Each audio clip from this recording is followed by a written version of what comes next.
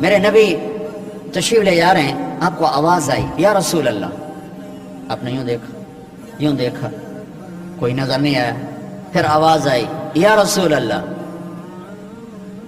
دیکھا تو ایک ہرنی گلے میں رسی چارپائی سے بندھی ہوئی وہ آپ کو پکار رہی تھی. آپ قریب آئے، کیا ہے؟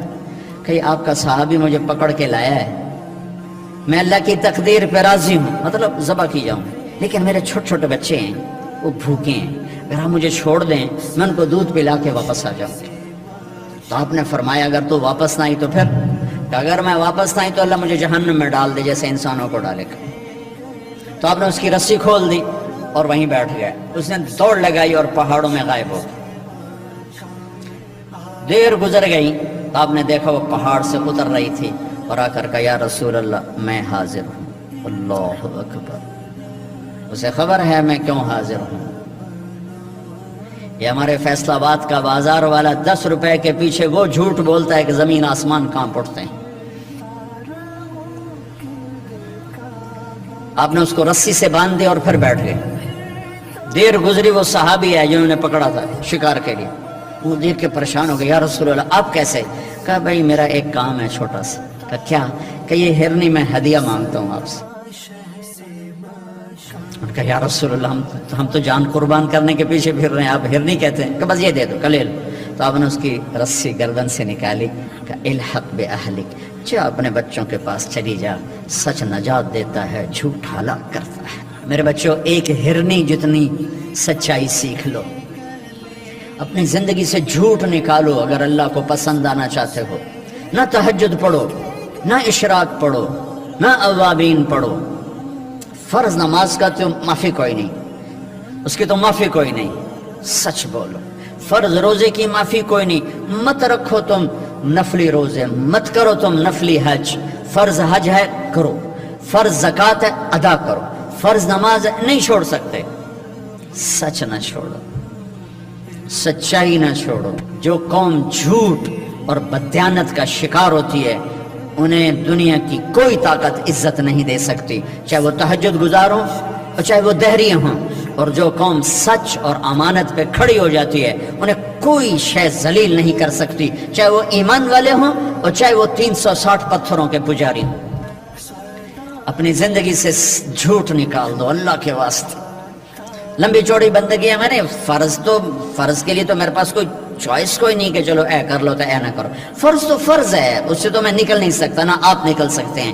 لیکن میرے عزیزو سچے بن جاؤ، سچے بن جاؤ، دیانتدار بن جاؤ، دیانتدار بن جاؤ.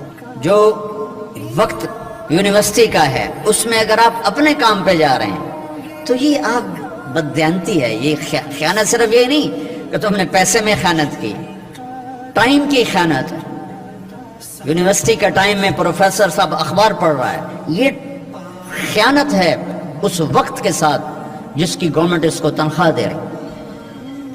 یونیورسٹی کے ٹائم میں وہ حاضریاں لگا کے اور اپنے کام کو جا رہا ہے، یہ خیانت ہے اس ٹائم کے ساتھ جس کی وہ تنخواہ لے رہا ہے. اس کو سرکاری گاڑی ملی ہے، اس کے بچوں کو اسکول چھوڑنے جا رہی ہے، یہ خیانت ہے.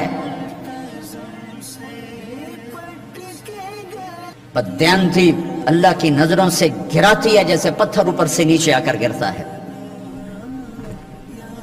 اور دیانت آدمی کو لے جاتی ہے 7 آسمان عرشوں تک پہنچا دیتی ہے. دیانتداری جو ٹائم یونیورسٹی کا مقرر ہے اس سے اگر آپ گھنٹہ لیٹ آ رہے ہو آپ نے 1 گھنٹے کی خیانت کی ہے. خیانت صرف پیسے جوڑ مارنے کو نہیں کہتے. آپ نے بچوں کو پڑھانا ہے، نہیں پڑھایا، تم نے پڑھنا ہے، تم آئے پڑھنے کے لیے، یہاں تم کسی اور کام میں لگے ہو. تم نے ماں باپ سے بھی خیانت کی، اللہ سے بھی خیانت کی، اس یونیورسٹی کے ساتھ خیانت کی. پروفیسر صاحب یونیورسٹی کے ٹائم میں کسی اور کام میں لگا ہوا ہے، یہ خیانت ہے. اگر اللہ اس کے رسول کا پسندیدہ بننا ہے تو میں لمبے چوڑے وظیفے نہیں بتا رہا ہوں، چھوٹی چھوٹی 2 باتیں بتا رہا ہوں. سچائی، امانت، سچائی، امانت. ہمارے ایک بزرگ تھے، وہ ٹیلی فون کے جی ایم ہو کے ریٹائر ہوئے تھے اور تبلیغ کے بھی امیر تھے. جب وہ دفتر میں آتے تھے تو تبلیغ کا ایک بول نہیں بولتے تھے کہ بھائی یہ تنخواہ میں ٹیلی فون کی خدمت کی لیتا ہوں، یہاں کوئی تبلیغ کی بات نہیں ہوگی. اور جب وہ دفتر سے نکل جاتے کہتے ہیں ہن میرا ٹائم اپنا ہے، ہن کوئی ٹیلی فون کی بات نہیں ہوگی، اب صرف تبلیغ کی بات ہوگی۔